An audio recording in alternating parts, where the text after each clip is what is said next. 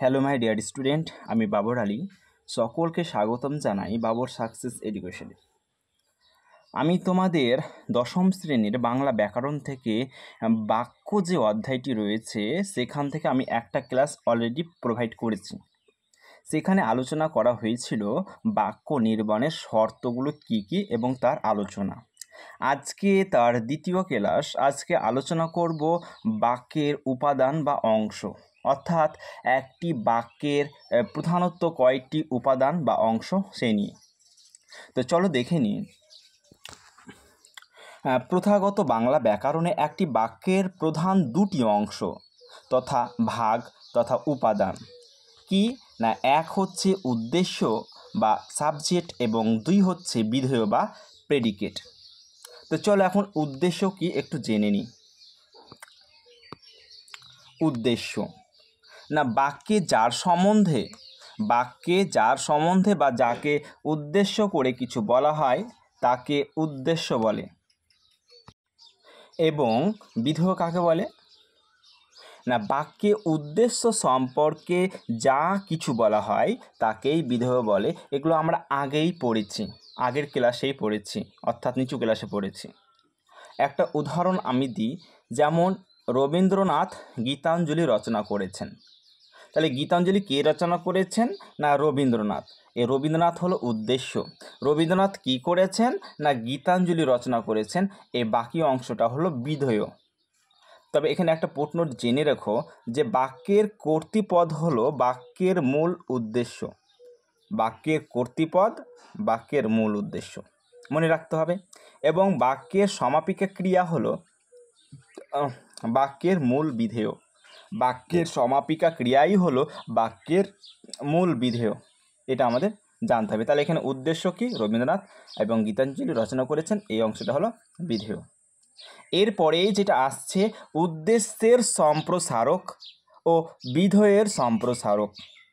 তো উদ্দেশ্যের সম্প্রসারক কি না, মূল উদ্দেশ্যের পূর্বে তার পরিচয় জ্ঞাপক বিশেষণাদি যে সব পদ যুক্ত হয়ে মূল উদ্দেশ্যের অর্থকে বিশেষভাবে পরিস্ফুট বা প্রসারিত করে সেই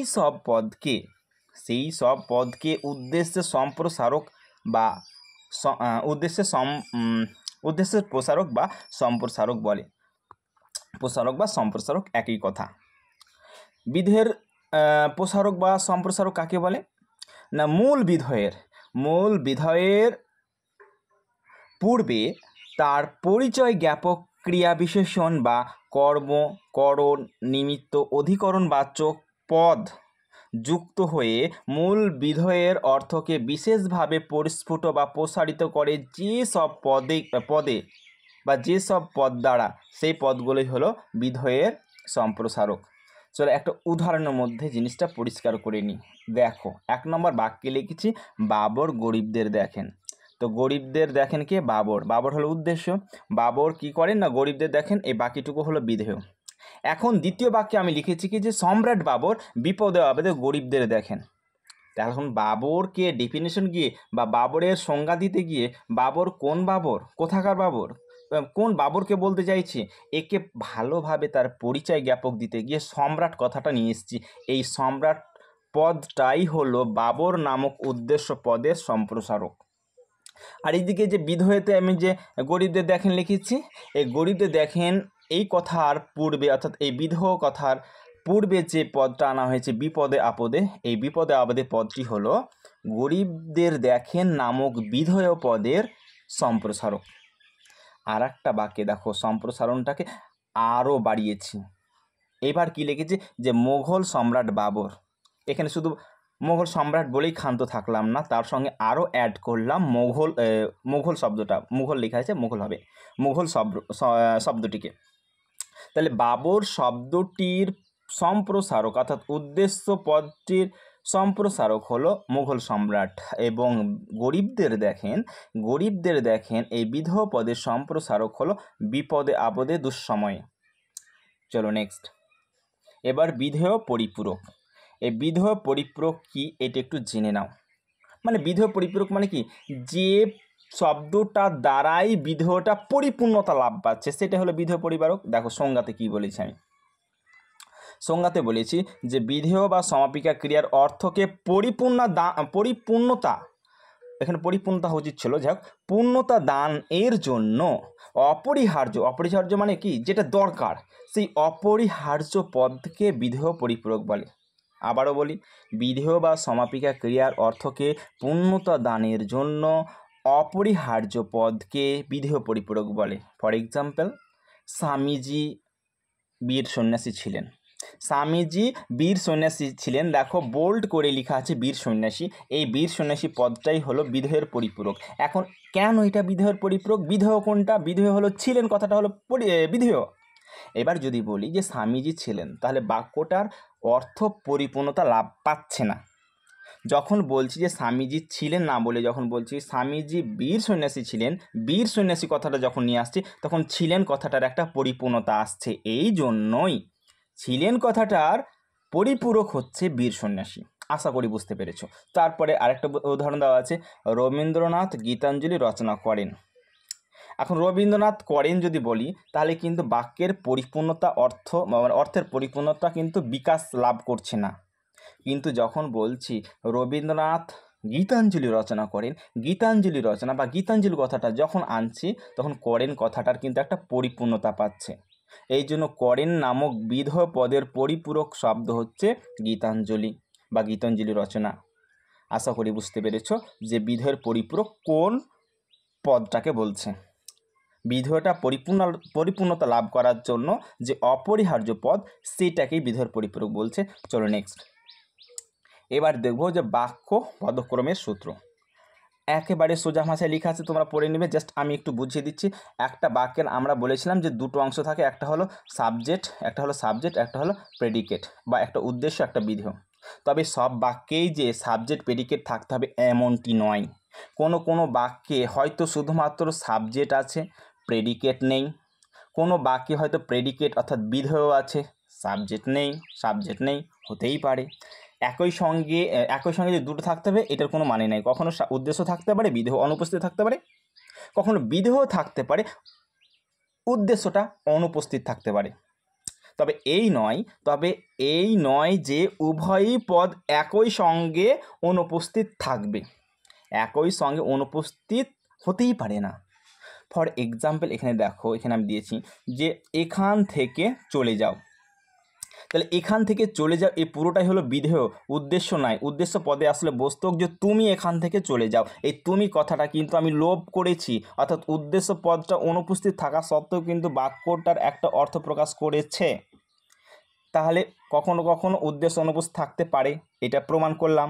দ্বিতীয় বাক্যে দেখো, অনাথ পিতিরাম কলকাতার 1 নম্বর বড়লোক, এটা পুরোটাই উদ্দেশ্য অর্থাৎ সাবজেক্ট।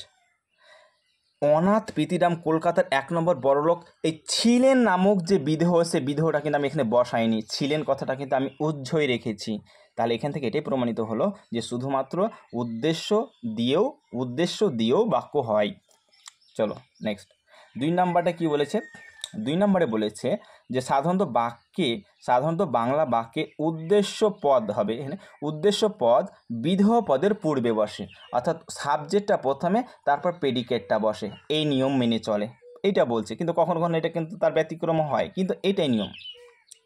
যেমন আমি যাব না, আমি হলো সাবজেক্ট অর্থাৎ উদ্দেশ্য, আর যাব নাটা হলো প্রেডিকেট অর্থাৎ বিধেয়। বুঝতে পেরেছো? উদ্দেশ্য আগে, বিধেয় পরে। 3 নম্বরে বলেছে বাংলা বাক্যে সাধারণত উদ্দেশ্যের পূর্বে উদ্দেশ্য প্রসারক এবং বিধেয়ের পূর্বে বিধেয় প্রসারক বসে।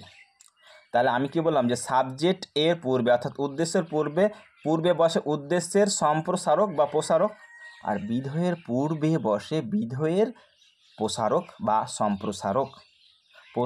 সম্প্রসারক একই কথা। ওই জন্য বারবার দুটো শব্দ বলছি, হয়তো গোলমাল লেগে যেতে পারে, আমি একটাই বলবো এরপর থেকে। যেমন বিলেতের ডাক্তার উপাধিধারী রাজশত্রু গিরিশ মহাপাত্র ট্রেনে করে বর্মায় এসেছেন। তাহলে এখানে দেখো গিরিশ মহাপাত্র এটা হলো সাবজেক্ট বা উদ্দেশ্য, আর এসেছেনটা হলো বিধেয়। গিরিশ মহাপাত্র না কোন গিরিশ মহাপাত্র না বিলেতের ডাক্তার উপাধিধারী রাজশত্রু গিরিশ মহাপাত্র। তাহলে এই গিরিশ মহাপাত্রর বিশেষ পরিচয় জ্ঞাপক হিসাবে তাকে বর্ণনা দিতে গিয়ে এই এতটা শব্দ আনা হয়েছে। কোন গিরিশ মহাপাত্র না বিলেতের ডাক্তার উপাধিধারী রাজশত্রু গিরিশ মহাপাত্র। এখানে হলো উদ্দেশ্যের, এটা হলো সম্প্রসারক। দেখো উদ্দেশ্যের প্রথমে বসেছে, পূর্বে বসেছে, আর এসেছেন হলো বিধেয়। বিধেয়ের সম্প্রসারক হলো টেনে করে বর্মায়, এটা বিধেয়ের পূর্বে বসেছে। আশা করি বুঝতে পেরেছো যে উদ্দেশ্যের সম্প্রসারকটা উদ্দেশ্যের পূর্বে বসে আর বিধেয়ের সম্প্রসারক বিধেয়ের পূর্বে বসে। 4 নম্বর সূত্র দেখো, সাধারণত বাক্যে বিশেষণ পদ বিশেষের পূর্বে বসে। বিশেষণ মানে অ্যাডজেক্টিভটা কোথায় বসে? বিশেষ্য অর্থাৎ নাউনের পূর্বে বসে, নাউনের পূর্বে বসে সাধারণত এটাই হয়। ফর এক্সাম্পল যেমন লাল পদ্ম, লাল বিশেষণ পদ্ম বিশেষ্য। লালটা দেখো পূর্বে বসেছে, পদ্ম বিশেষ্য দেখো পরে বসেছে, লাল পদ্ম। ঠিক অনুরূপ ক্রমে ভালো ছেলে। আশা করি বুঝতে পেরেছ। তবে যে এটাই নিয়ম মেনে চলে তা নাই, ব্যতিক্রম আছে।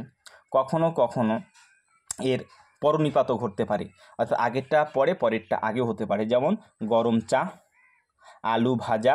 তাহলে সরি চা গরম বললাম আমি, চা গরম আলু ভাজা। তাহলে চাটা হলো বিশেষ্য, গরমটা হলো বিশেষণ, আলুটা হলো বিশেষ্য বা নাউন, আর ভাজাটা হলো বিশেষণ বা অ্যাডজেক্টিভ। বুঝতে পেরেছো? আগা পিছে হতে পারে। নেক্সট দেখো তারপর কি আছে, লাস্ট অ্যান্ড ফাইনাল। এই দেখো পয়েন্টটা কি আছে, যে বাংলা বাক্যে পদসমূহের স্বাভাবিক ও সংক্ষিপ্ত ক্রম হলো প্রথমে বসবে কর্তা, তারপরে বসবে কর্ম, তারপরে বসবে ক্রিয়া। বাংলার যে পদক্রমের বিন্যাস সেটা প্রথমে কর্তা, তারপরে কর্ম, তারপর ক্রিয়া। কিন্তু ইংরেজিতে কিন্তু আলাদা। আমরা ইংরেজিতে পড়ছি সাবজেক্ট, তারপর ভার্ব, তারপর অবজেক্ট। কিন্তু বাংলাতে উল্টা বলছে না, প্রথমে সাবজেক্ট, তারপরেই বলছে অবজেক্ট, তারপরে বলছে ভার্ব। এটা হলো বাংলা, বুঝতে পেরেছো? আর এটা হলো ইংলিশ। এবার দেখো বাংলা, তাহলে আমরা প্রথম দেখো, চাঁদ সওদাগর শিবকে মানেন। চাঁদ সওদাগর হলো কর্তা, শিবকে হলো কর্ম, আর মানেন হলো ক্রিয়া। দেখো এই ক্রম কিন্তু মেনে চলেছে, বুঝতে পেরেছ? তবে বাক্যের মধ্যে কোনো পদকে বিশেষভাবে জোর দিতে গিয়ে এই পদবিন্যাসের বিচ্যুতি ঘটতেই পারে। যেমন বিচ্যুতি মানে কি, এই পদক্রমটা উল্টাপাল্টা হতেই পারে। যেমন চাঁদ সওদাগর মানেন শিবকে, শিবকে মানেন চাঁদ সওদাগর, শিবকে চাঁদ সওদাগর মানেন, বা মানেন চাঁদ সওদাগর শিবকে। এভাবে কোনো শব্দর প্রতি বেশি জোর দিতে গিয়ে এইভাবে পদবিন্যাসটা একটু বিচ্যুতি ঘটতে পারে। এবার কিছু প্রশ্ন দেখো, গরু নিয়ে বাড়ি ফিরছে মাঠের রাখাল। এটা বাক্য। এখন বলছে এই বাক্যের উদ্দেশ্য প্রসারক কোনটি? তাহলে দেখো উদ্দেশ্য আগে খুঁজো কোনটা। গরু নিয়ে বাড়ি ফিরছে, কে গরু নিয়ে বাড়ি ফিরছে? না মাঠের রাখাল। অ্যাকচুয়ালি রাখালটা হলো মূল উদ্দেশ্য, আর উদ্দেশ্য সম্প্রসারক হলো রাখালটা কোনটাকার রাখাল? না মাঠের রাখাল। তাহলে মাঠের শব্দটা কিন্তু উদ্দেশ্য সম্প্রসারক, অর্থাৎ এখানে অপশন হয়ে যাবে গ, মাঠের। তারপরে দেখো সে ব্যাকরণ পড়ছে, বাক্যটিতে ব্যাকরণ হলো কি? ব্যাকরণ পড়ছে। তাহলে এখানে হলো বিধেয়, ব্যাকরণ শব্দটা কি বিধেয়ের প্রসারক না বিধেয়ের পরিপূরক না সবকটি? অবশ্যই এটা হবে বিধেয়ের পরিপূরক। মানে পড়ছে কথাটার পরিপূর্ণতা পাচ্ছে যখন ব্যাকরণ কথাটা আসছে। 3 নম্বর প্রশ্ন, প্রথাগত বা ঐতিহ্যগত ব্যাকরণে বাক্যের পদক্রমের মূল ধারণা কে দেন? মানে এই যে ব্যাকরণ পদক্রম, এই যে পদক্রম ব্যাপারটা, প্রথমে বসবে সাবজেক্ট, তারপর বসবে অবজেক্ট, তারপর বসবে ভার্ব, এই যে ব্যাপারটা এটা কে দেন প্রথম? না দেন এখানে সুনীতি কুমার চট্টোপাধ্যায়। এটা মুখস্থ করে নিবা। তারপর নেক্সট আর কিছু নেই, এই পর্যন্ত ছিল আজকের ক্লাস। এখানে আমি শেষ করছি। যদি এই ভিডিওটা থেকে তোমরা কিছুটা উপকৃত বা উপকার হও তবে অবশ্যই একটা লাইক করবেই, এবং এই ভিডিওটা আমার এই চ্যানেলটাকে সাবস্ক্রাইব করে এই ভিডিওটা একটু বন্ধুদের মধ্যে, তোমাদের যারা উপকৃত হবে এই ভিডিওটা দেখে তাদের মধ্যে একটু শেয়ার করে দেবে। ব্যাস এইটুকুই তোমাদের কাছে আশা। আজকে এ পর্যন্তই, দেখা হচ্ছে পরের ক্লাসে।